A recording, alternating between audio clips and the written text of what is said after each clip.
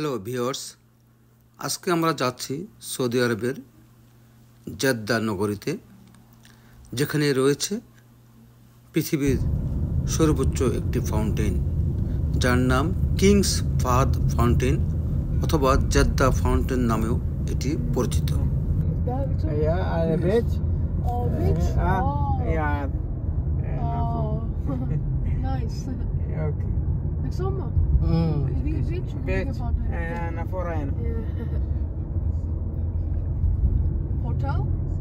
Hotel Ritz Carlton. Expensive hotel. Expensive. This is good view. Good. Good. Okay. Wow.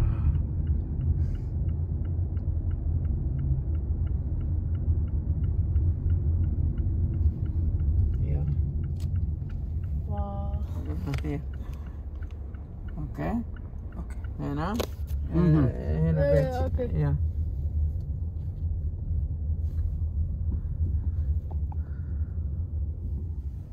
باي باي باي مع باي. السلامة. Thank you.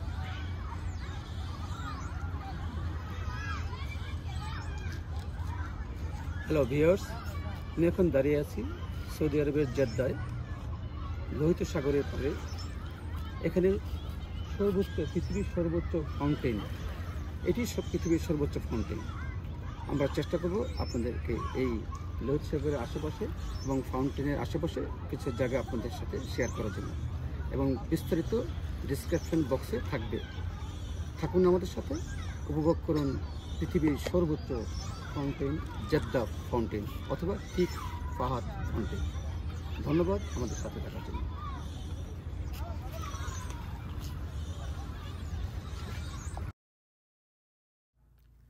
এটি 1985 সালে এই ফাউন্টেনটি তৈরি করা হয়। এটির ডাইমেনশন 312 মিটার।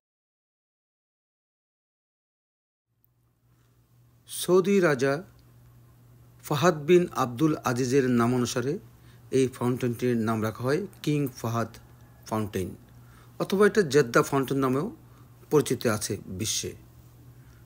ফাহাদ বিন আব্দুল আজিজ সৌদি আরবের 1982 থেকে 2005 পর্যন্ত তিনি রাজত্ব করেন। তারই নামানুসারে এটি রাখা হয় কিংস ফাহাদ ফাউন্টেন।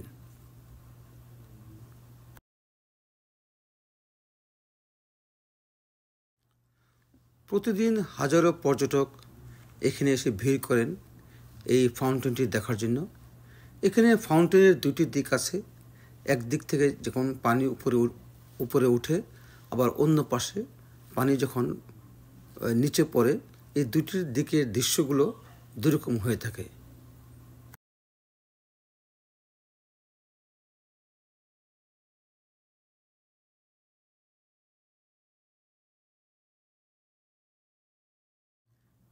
এই লোহিত সাগরে এই রাতের বেলায় এই চমৎকার দৃশ্য আপনাকে বিমোহিত করবেই। এর চারপাশের যে স্থাপনাগুলো আছে বা যে সমস্ত বাড়ি ঘরগুলো আছে, রাতের বেলায় এক মনোমুগ্ধকর পরিবেশের সৃষ্টি করে। আপনাকে কিছুক্ষণের জন্য হলেও একটি বিমোহিত পরিবেশে আপনাকে নিয়ে যাবে। যারা সৌদি আরব ভ্রমণ করেন কিংবা মক্কায় অবস্থান করেন, তারা ঘুরে আসতে পারেন এই জেদ্দার এই লোহিত সাগরের পারে কিংস ফাহাদ ফাউন্টেনটি দেখার জন্য।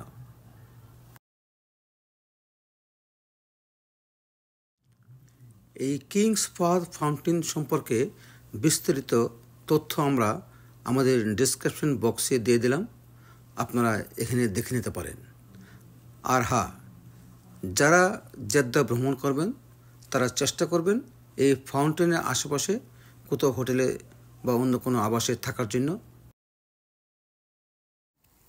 আর হ্যাঁ, আরেকটি কথা, এই যখন গরমের সময় এই জায়গাটি বা আশেপাশে ঘুরতে আপনাদের একটু অসুস্থ বোধ লাগতে পারে, চেষ্টা করবেন ঠান্ডা অথবা শীতকালের সময় এই স্থানটি পরিদর্শন করার জন্য। তাহলে আপনার ঘুরতেও ভালো লাগবে এবং প্রাণ ভরে এর প্রাকৃতিক সৌন্দর্য আপনারা উপভোগ করতে পারবেন। আজ এ পর্যন্তই। ভিডিওটি ভালো লাগলে সাবস্ক্রাইব করে আমাদের পরবর্তী ভিডিওর জন্য অপেক্ষা করতে পারবেন। সেই পর্যন্ত আপনারা ভালো থাকুন, সুস্থ থাকুন, নিরাপদ থাকুন। ধন্যবাদ।